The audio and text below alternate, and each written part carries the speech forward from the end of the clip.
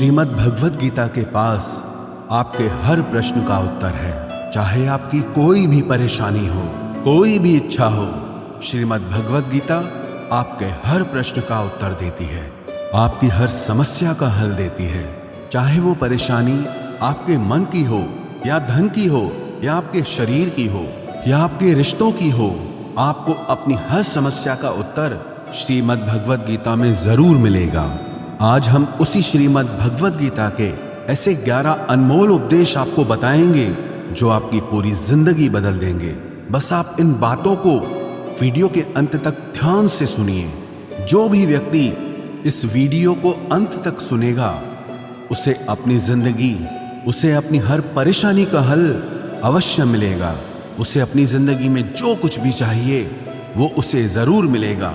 श्रीमद् भगवद गीता का सबसे पहला उपदेश यही है कि कोई अगर आपका अपना है या कोई आपसे बड़ा है तो उसका अपने प्रति गलत व्यवहार कभी भी सहन नहीं करना चाहिए।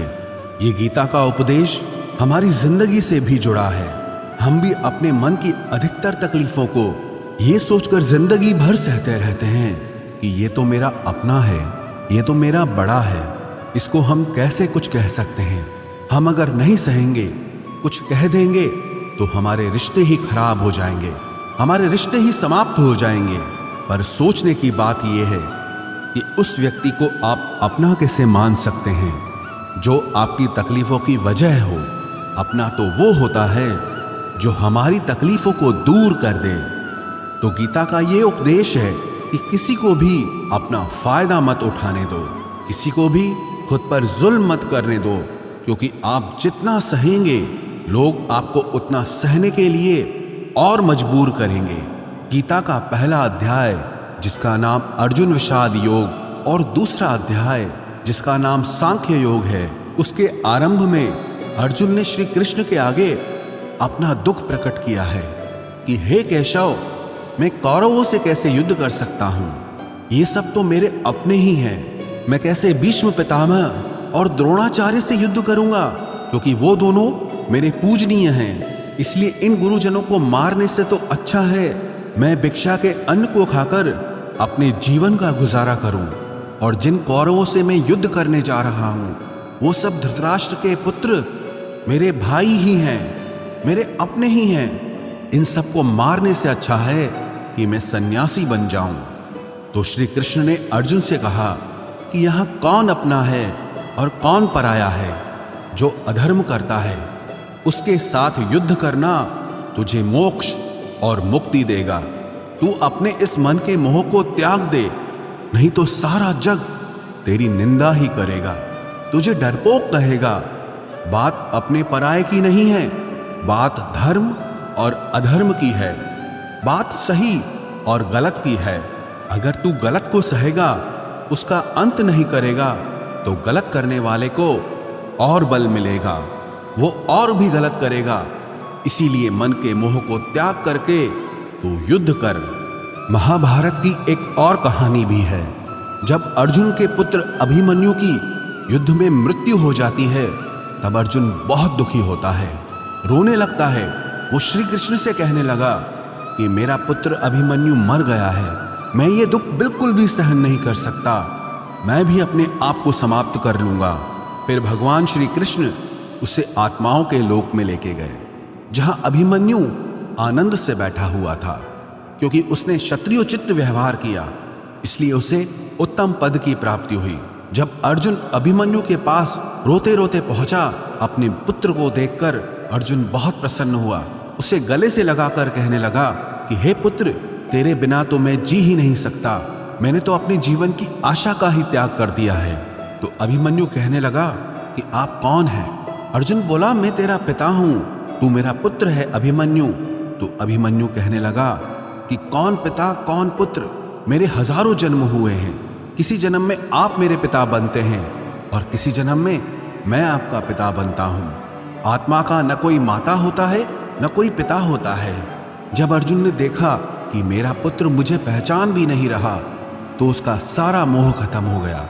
इसलिए गीता के इस उपदेश को ठीक से समझ लो कि यहाँ कोई अपना पराया नहीं है।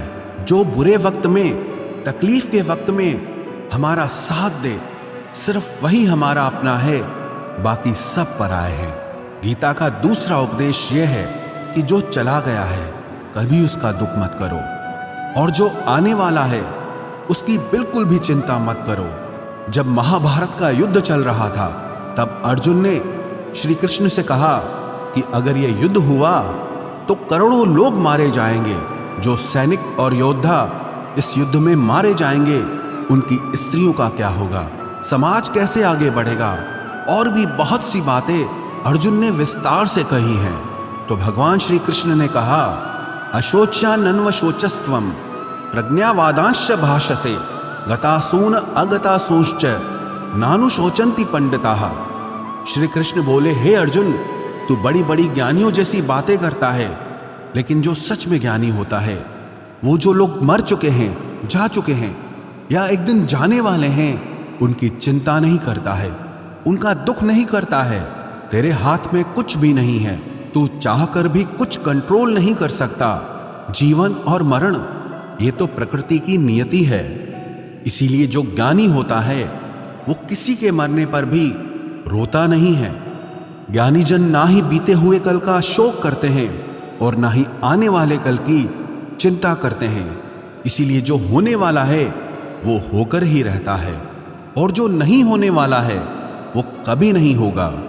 ऐसा निश्चय जिसको समझ में आ जाता है, जिसकी बुद्धि में आ जाता है, उसे कभी कोई चिंता नहीं सताती, कोई दुख नहीं सताता। हमारे सारे दुखों का कारण ही यही है। या तो हम जो वक्त गुजर चुका है उसे सोच सोचकर परेशान होते रहते हैं, या भविष्य की चिंता कर करके खुद को बीमार कर देते हैं, नष्ट कर देते हैं। गीता का ज्ञान हमें यही सिखाता है कि ना तो हम बीता हुआ कल बदल सकते हैं और ना ही आने वाले कल पर कंट्रोल कर सकते हैं। हमारे हाथ में सिर्फ वर्तमान है, सिर्फ आज का ही पल है। हमारा 98% तनाव और चिंताएं भूतकाल और भविष्यकाल के बारे में सोचते रहने से होता है। हम हमेशा उसी में ही जीते रहते हैं, मगर वर्तमान में कभी नहीं जीते, इस पल को कभी नहीं जीते। जब आप वर्तमान का पूरा आनंद लेना सीख जाओगे, तभी आपकी जिंदगी से तनाव कम होगा, चिंताएं खत्म होगी। वर्तमान में जीना एक बहुत बड़ी उपलब्धि है। हमारे हाथ में भी सिर्फ आज का ही पल है। हमें जो भी करना है आज ही करना है। कभी भी ये सोचकर समय को नष्ट नहीं करना चाहिए कि अभी मेरे पास बहुत समय बचा है। एक गुरुजी ने अपने एक शिष्य को पारस का पत्थर दिया। उनका वो शिष्य बहुत आलसी था, हर काम को कल पे टाल देता था। तो गुरुजी ने उसे कहा कि मैं तुझे ये पारस पत्थर दे रहा हूं। इस पारस पत्थर से जब तू लोहे को स्पर्श कराएगा तो वो लोहा स्वर्ण बन जाएगा, सोना बन जाएगा। और ये पारस पत्थर मैं तुझे 1 महीने के लिए दे रहा हूं। जब 1 महीना समाप्त हो जाएगा तब मैं तुझसे ये पत्थर वापस ले लूंगा। तब तक तू इस पत्थर को अपने पास ही रख। गुरुजी का वो शिष्य बाजार में लोहा खरीदने के लिए गया। जब बाजार में वो लोहा खरीदने पहुंचा तो उसे लोहे का वो रेट बहुत महंगा लगा। उसने कहा थोड़े दिन रुक के ले लूंगा, जब लोहे का रेट कम हो जाएगा। पर उसकी बुद्धि में ये बिल्कुल नहीं आया कि इस लोहे को मैं सोना बनाकर बहुत अधिक धन बना सकता हूं। लेकिन उसके मन की सुस्ती, उसके मन का आलस्य, उसकी वजह से उसने उस काम को कल पे टाल दिया। ऐसे ही करते करते पूरा महीना समाप्त हो गया। फिर गुरुजी उस शिष्य के पास आ पहुंचे कि बताओ तुमने कितना सोना बनाया। शिष्य बोला कि मैंने तो अभी सोना बनाना शुरू भी नहीं किया। तो गुरुजी ने कहा मुझे मेरा वो पारस पत्थर वापस चाहिए। शिष्य बोला कि नहीं, मुझे थोड़ा वक्त दीजिए, मैं थोड़ा सोना बनाना चाहता हूँ। गुरुजी ने कहा कि ये पारस पत्थर पूरा 1 महीना तेरे पास था, पर तू कुछ नहीं कर पाया, लेकिन अब समय समाप्त हो चुका है। ऐसे ही ये हमारा जीवन है, हमारी जिंदगी है, और ये समय ही पारस पत्थर है। हम समय के एक एक पल से अपने जीवन को सोना बना सकते हैं, लेकिन हमें ये लगता है कि हमारे पास बहुत समय बचा है, एक दिन जिंदगी को जी लेंगे, एक दिन जिंदगी में खुश हो जाएंगे, लेकिन वो दिन कभी नहीं आता और हम जिंदगी भर भागते रहते हैं, चिंता करते रहते हैं, दुखी होते रहते हैं, लेकिन जिंदगी को जीना, खुश रहना हम भूल जाते हैं। इसलिए गीता का ज्ञान हमें यह सिखाता है कि आप आज में जीना सीखो, इस पल में जीना सीखो।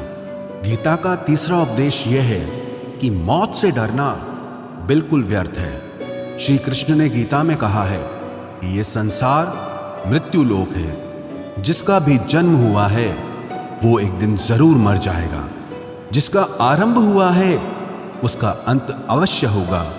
हम इसे रोक नहीं सकते।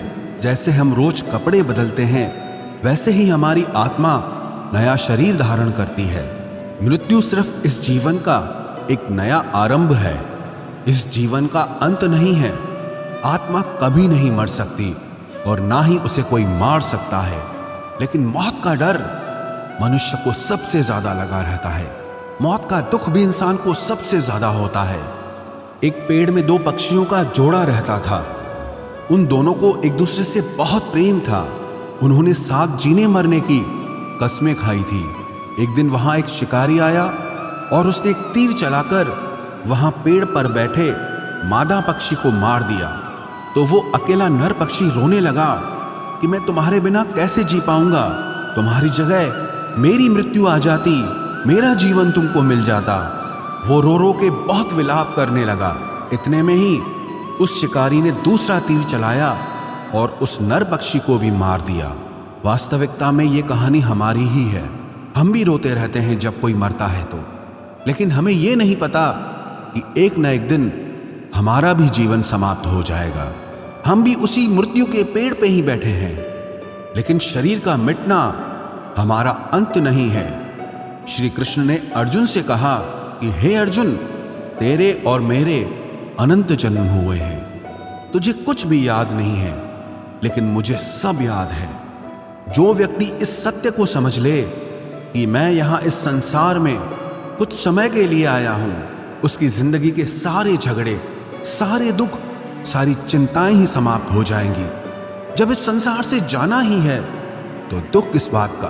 पहले के जमाने में साधु महात्मा लोग पैदल यात्रा करते थे। यात्रा करते करते वो एक नगर में पहुंचे। वो महात्मा बहुत थक चुके थे। उस नगर में उन्होंने एक महल देखा और उन्होंने उस महल में जाकर विश्राम करने का सोचा और वो महल में जाकर सो गए। जब उस महल में वहां का राजा पहुंचा तो अपने पलंग पर उस महात्मा को सोता देखकर बहुत हैरान हो गया। राजा उस महात्मा से पूछने लगा कि तुम मेरे महल में कैसे घुस आए और मेरे बिस्तर पर सो रहे हो। महात्मा कहने लगा, ये तुम्हारा महल है, मुझे तो लगा ये धर्मशाला है। तो राजा ने कहा, आपको मेरा महल धर्मशाला कैसे लगा? तो महात्मा ने राजा से प्रश्न किया कि तुमसे पहले इस महल में कौन रहता था? तो वो राजा बोला कि मुझसे पहले मेरे पिता यहाँ पर रहते थे और उससे पहले मेरे दादाजी यहाँ पर रहते थे। तो महात्मा ने फिर प्रश्न किया कि क्या तुम इस महल में हमेशा रहोगे या तुम्हारे बाद कोई और रहेगा? तो राजा कहने लगा कि मेरे बाद मेरा पुत्र इस महल में रहेगा। तो महात्मा राजा से कहने लगे कि जिस जगह पर रहने वाले बार बार बदल जाते हों उसे घर कैसे कह सकते हो? वो तो धर्मशाला ही है। इसीलिए तेरे महल को धर्मशाला समझकर मैं इसमें रात बिताने के लिए आ गया। धर्मशाला जान जग को, जीव सब मेहमान है, मोह किससे मत करो, सब स्वप्न का सामान है। यदि हम भी इस बात को समझ लें कि हम यहाँ कुछ समय के लिए आए हैं, आनंद करने के लिए आए हैं, खुश रहने के लिए आए हैं, तो हमारे सारे दुख ही समाप्त हो जाएं। जब हम अपना मोह यहाँ जमा लेते हैं, अपना दावा यहाँ जमा लेते हैं कि ये मेरा है, इसे मैं छोड़ नहीं सकता, इसके बिना मैं जी नहीं सकता, तो हमारा जीवन दुखों से भर जाता है। इसलिए जीवन में मृत्यु का भय त्याग करके जीवन का प्रतिपल आनंद लेना चाहिए। गीता का चौथा उपदेश, मन और विचारों को कंट्रोल किए बिना जीवन में कभी शांति और सुकून मिलने वाला ही नहीं है। अर्जुन ने श्री कृष्ण से कहा कि मेरा मन सही गलत सब कुछ जानता है, फिर भी मेरे विचार और मेरा मन मुझसे कंट्रोल नहीं होता। मैं जो करना चाहता हूं वो कर नहीं पाता हूं। और जो नहीं करना चाहता हूं वो मेरा मन मुझसे जबरदस्ती करवाता है। इसीलिए मैं बेचैन हो गया हूं, मुझे शांति प्राप्त नहीं हो रही।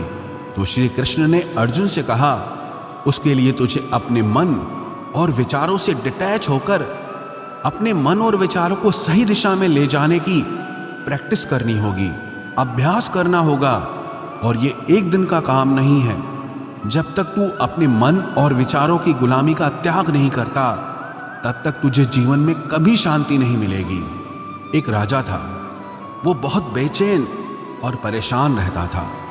एक दिन वो अपने गुरुजी के पास गया और उनसे कहने लगा कि मेरा मन बहुत बेचैन है, मैं बहुत परेशान हूँ, मैंने पूरे संसार को जीत लिया है, सब कुछ है मेरे पास, पर मैं खुश नहीं हूँ, मेरे मन में सुकून नहीं है, शांति नहीं है। तो गुरुजी ने राजा से कहा कि तुम्हारे नगर में अगर कोई ऐसा व्यक्ति है जिसने सुकून को प्राप्त कर लिया है, शांति को प्राप्त कर लिया है, तुम उसका एक बार कुर्ता पहन लो तो तुम्हारे जीवन में भी शांति आ जाएगी। राजा बहुत प्रसन्न हो गया कि ये तो बहुत आसान काम है। वो अपने राजमहल में आया और राजसभा में वो सबसे कहने लगा कि आप लोगों में से जो भी शांत हो चुका हो, जिसे सुकून मिल गया हो, वो अपना कुर्ता मुझे दे दे। वो बदले में जितना भी धन मांगेगा मैं उसे दे दूंगा। सब लोग एक दूसरे का मुंह देखने लगे। पैसों का लालच आया, लेकिन सबको एक दूसरे की सच्चाई पता थी, क्योंकि किसी की जिंदगी में भी शांति और सुकून नहीं था। सब अपना सर झुकाकर वहां पर खड़े हो गए। फिर उस राजा ने पूरे नगर में ढिंढोरा पिटा दिया कि जिसे भी शांति प्राप्त हो चुकी हो, सुकून प्राप्त हो चुका हो, वो मेरे पास आकर अपना कुर्ता दे दे। वो जितना कहेगा उससे उतना ही धन दिया जाएगा। लेकिन एक भी व्यक्ति ऐसा नहीं मिला जिसे शांति प्राप्त हो चुकी हो। वास्तविकता में जब कोई मरता है तब हम कहते हैं कि वो फलां व्यक्ति आज शांत हो गया। कभी किसी जिंदा इंसान के लिए नहीं सुना कि एक जीता जागता इंसान शांत हो गया है। राजा के सैनिक पूरे शहर में ढूंढते रहे, फिर उन्हें पेड़ के नीचे एक महात्मा तपस्या करता दिखा, जिसके चेहरे पे एक शांति थी, सुकून था। वो सैनिक उस महात्मा के पास आकर पूछने लगे कि क्या आपने शांति प्राप्त कर ली है, सुकून प्राप्त कर लिया है? महात्मा ने कहा, मैं पूरी तरह से शांत हूं। तो सैनिक उसे राजा के पास ले आए। राजा ने उस महात्मा से प्रश्न किया कि क्या आपको शांति और सुकून प्राप्त हो चुके हैं? वो महात्मा कहने लगे, महाराज, मैं पूरी तरह से शांत हूं, मुझे कोई चिंता नहीं, मुझे किसी चीज की लालच नहीं, मुझे कोई इच्छा नहीं है। तो राजा भी बहुत प्रसन्न हो गए कि आखिर वो व्यक्ति मिल ही गया जिसे शांति की प्राप्ति हो चुकी है, जिसे सुकून प्राप्त हो चुका है। तो राजा उस महात्मा से कहने लगे कि हे महात्मा, आप कृपया करके अपना कुर्ता मुझे दे दीजिए, बदले में आप जो मांगेंगे मैं आपको दे दूंगा। वो महात्मा कहने लगे कि महाराज, सुकून और शांति तो मुझे मिल चुके हैं, लेकिन क्या करूं, मेरे पास कुर्ता ही नहीं है पहनने के लिए जो मैं आपको दे सकूं। जब राजा ने उस महात्मा की ये बात सुनी कि इस महात्मा के पास कुर्ता भी नहीं है पहनने के लिए, उसके बाद भी ये महात्मा एकदम शांत है, इसके जीवन में सुकून है, मैं सारी जिंदगी धन को जोड़ने में लगा रहा, दुनिया जीतने में लगा रहा, लेकिन मुझे शांति नहीं मिली, सुकून नहीं मिला। क्योंकि शांति और सुकून बाहर की चीज नहीं है, अपने भीतर की चीज है। इसीलिए जब तक कोई व्यक्ति अपने मन और विचारों को कंट्रोल नहीं करता, तब तक उसके जीवन में सुकून और शांति नहीं आती। और गीता का उपदेश हमें यही सिखाता है कि जीवन में शांति चाहिए तो मन को शांत करना सीखो। गीता का 5वां उपदेश यह है कि वासना, क्रोध और लालच सर्वनाश का कारण है, नरक का द्वार है। जिस भी मनुष्य में ये 3 अवगुण होते हैं, वो हमेशा दूसरों को दुख पहुंचाकर अपने ही सुख और स्वार्थ की पूर्ति करता रहता है। किसी भी चीज की हद से ज्यादा वासना करना और क्रोधी स्वभाव होना और मन में लालच होना उसके जीवन के सुख को समाप्त कर देते हैं, उसके सारे रिश्तों में जहर भर देते हैं। इन्हें नरक का द्वार इसीलिए कहा गया है क्योंकि जिस इंसान में अत्यधिक क्रोध है, लालच है, वासना है, उसका पूरा जीवन जहर से भर जाता है, उसको मरने के बाद नहीं, जीते जी यहीं पर नरक का दर्शन होता है। गीता का छठा उपदेश यह है कि सब भगवान एक ही हैं, कोई छोटा बड़ा नहीं है। सब एक परब्रह्म परमात्मा के अलग अलग रूप और नाम हैं। श्री कृष्ण ने गीता के 10वें अध्याय विभूति योग में बताया है कि जितने भी जगत के देवी देवता हैं वो सब मेरी ही विभूति है।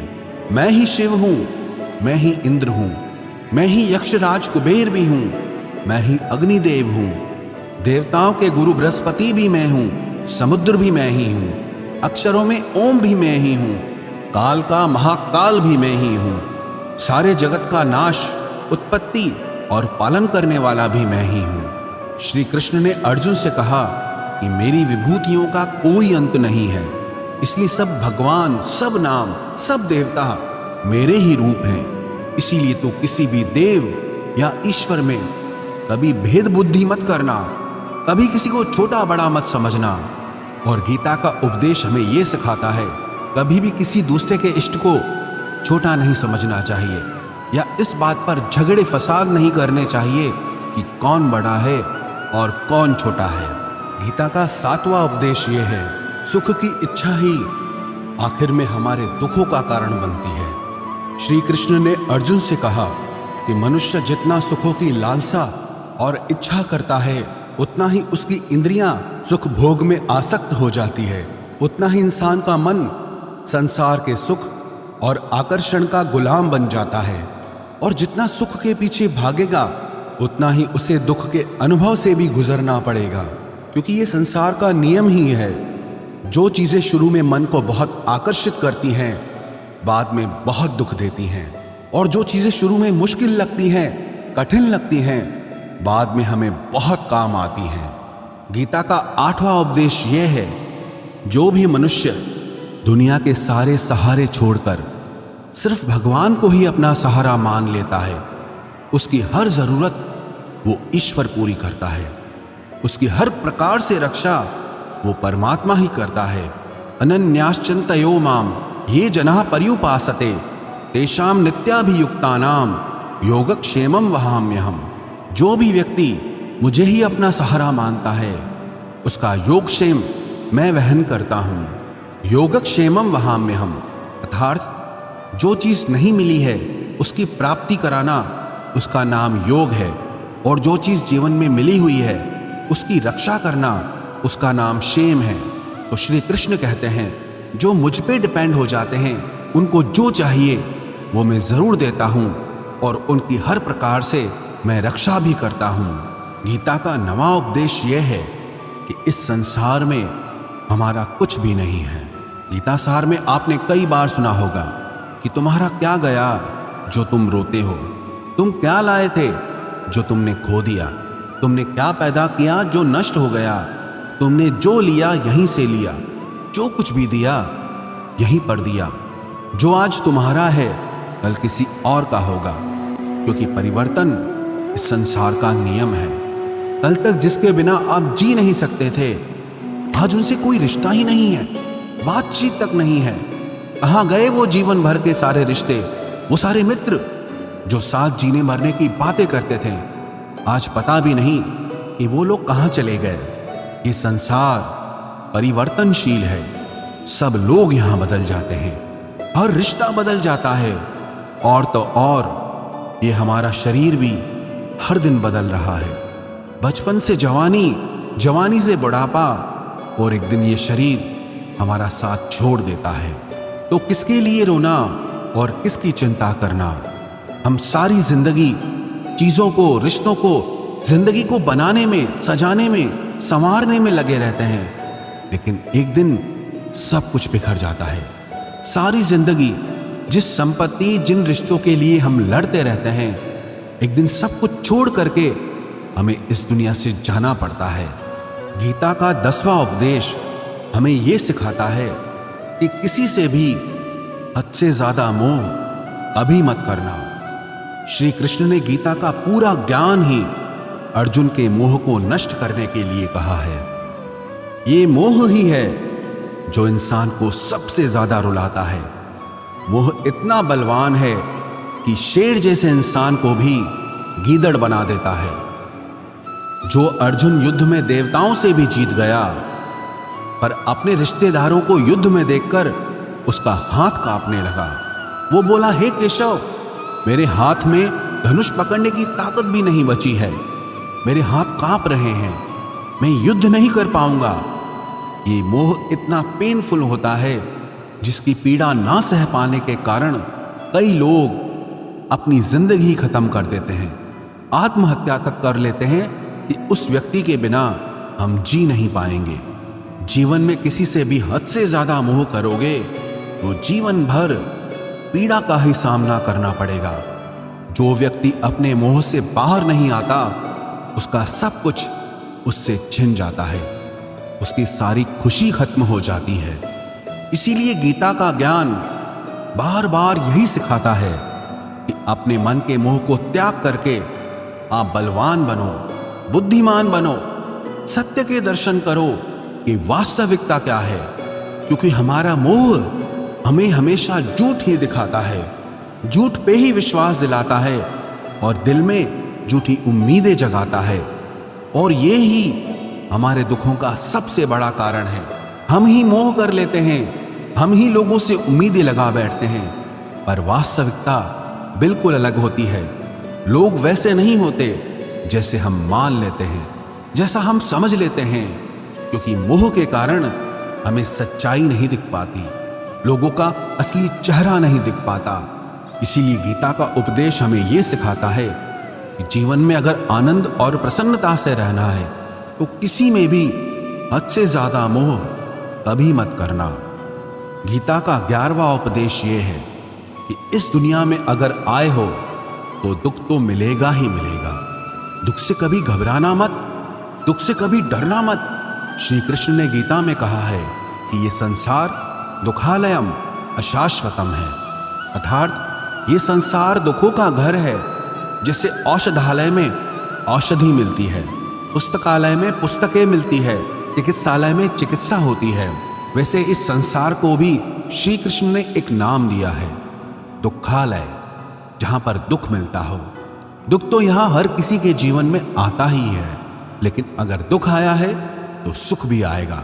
इसीलिए दुख से कभी डरना नहीं चाहिए, क्योंकि ये संसार दुखालय भी है और अशाश्वत भी है। अशाश्वत का मतलब ही यही होता है कि यहाँ परमानेंट कुछ भी नहीं है, यहाँ सब कुछ बदल जाता है। दुख सुख में बदल जाता है और सुख दुख में बदल जाता है। सम्मान अपमान में और अपमान सम्मान में बदल जाता है। खुशी दर्द में और दर्द खुशी में कभी भी बदल जाती है। जीत हार में और हार जीत में, जहाँ कभी भी कुछ भी बदल सकता है। कुछ भी परमानेंट नहीं है, ना ही हम परमानेंट हैं, ना ही हमसे जुड़ी कोई चीज यहाँ पर परमानेंट है, क्योंकि ये संसार अशाश्वत है, शाश्वत नहीं है। यहाँ सब कुछ बदलने वाला है, यहाँ कुछ भी परमानेंट नहीं रहेगा। तो आपका दुख भी परमानेंट नहीं रहेगा, इसीलिए दुख से कभी भी डरना नहीं चाहिए। गीता का ये उपदेश हजारों साल पुराना है, लेकिन आज भी नए से नया है। पूरे विश्व में गीता को सबसे ज्यादा पढ़ा गया है और सबसे कम समझा गया है। श्रीमद् भगवद गीता के ये उपदेश अगर कोई व्यक्ति ठीक से समझ ले और उसे अपनी जिंदगी में उतार ले तो ये पक्की बात है, वो अपनी जिंदगी में जो चाहे वो हासिल कर सकता है। अपने जीवन की हर समस्या से वो एक पल में बाहर आ सकता है। श्रीमद् भगवद गीता के इस दिव्य उपदेश को हमें बार बार सुनना चाहिए, हर रोज सुनना चाहिए। जब भी जीवन में कोई चिंता या परेशानी आए तो एक बार इस उपदेश को जरूर सुन लेना और मन में ये विश्वास रखना कि गीता का ये उपदेश आपकी जिंदगी की हर परेशानी में आपको राह अवश्य दिखाएगा।